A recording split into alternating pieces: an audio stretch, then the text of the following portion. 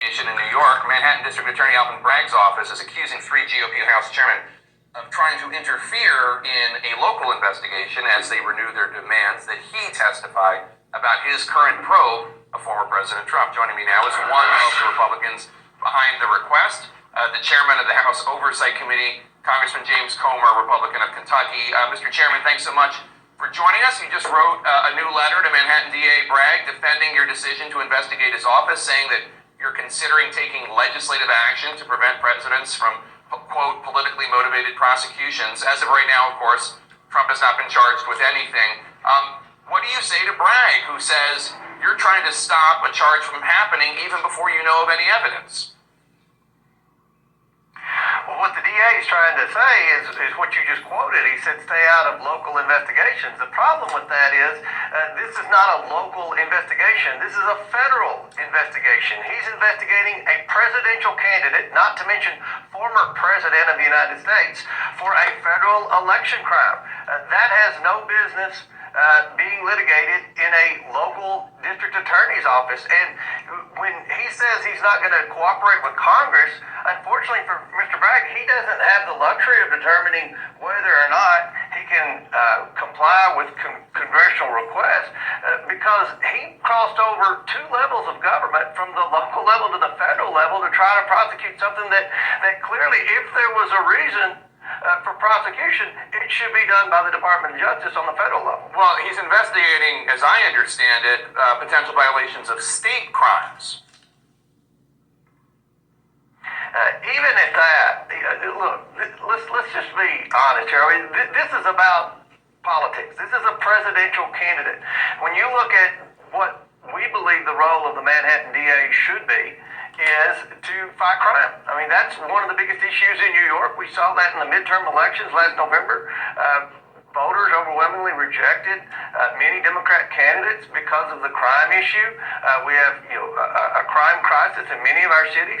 We're trying to do something about that in the House of Representatives. And one of the reasons we believe we have high crime rates in certain parts of America is because we have prosecutors that are soft on crime. And we believe that our tax dollars, and that's where I come in with the House Oversight Committee, we believe tax dollars would be better spent prosecuting local criminals. That's what a DA is supposed to do. Are you arguing that people who commit business crimes are not committing crimes? Well, is this a business crime? We're talking about a federal election crime here, Jake. This is a federal election crime. The Manhattan DA does not write federal election law. My understanding is that he's being investigated for falsifying business. Algo está pasando en Estados Unidos. Están investigando al expresidente Trump por pagar $150,000 a una prostituta, a una trabajadora sexual, pues, mientras que él tenía mujer, mientras que estaba casado, mientras que estaba candidato de presidente. Entonces, y ese dinero a través de la ley federal, que cualquier cantidad de dinero siempre tiene que pagar impuesto, pero él no pagó impuesto. Y también dónde sacó ese dinero, supuestamente que ese dinero sacó del dinero de la campaña que estaba teniendo, o sea que ese dinero era para hacer política, era para hacer campaña, pero sacó ese dinero ahí y lo pagó a otro servicio. Entonces eso está investigando, pero creo que va a ir en la cárcel. Espero que sí, creo que sí, estoy seguro que va a ir en la cárcel.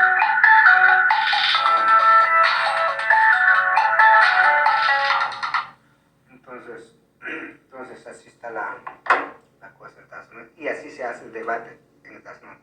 Los republicanos presentan su argumento, los demócratas presentan su argumento, y así la gente está informada, así la gente vota por las ideas, por lo que plantea un candidato. No votan por un plato de comida, por un chuchito, por un tamal, como en México, Centroamérica, Sudamérica. No, votan a través de debates, de ideas, de candidatos. Y también ahí está lo legal. Así como yo les dije, lo legal ahorita, los republicanos pueden decir lo que quieran, los demócratas pueden decir lo que quieran, pero el Departamento de Justicia tiene que seguir las evidencias legales para condenar al criminal, al corrupto ladrón, expresidente racista, supremacista blanco, el expresidente Donald Trump. Ahora estamos comiendo y escuchando un poquito. No, tampoco. Vamos a seguir escuchando. Ahí se cuidan.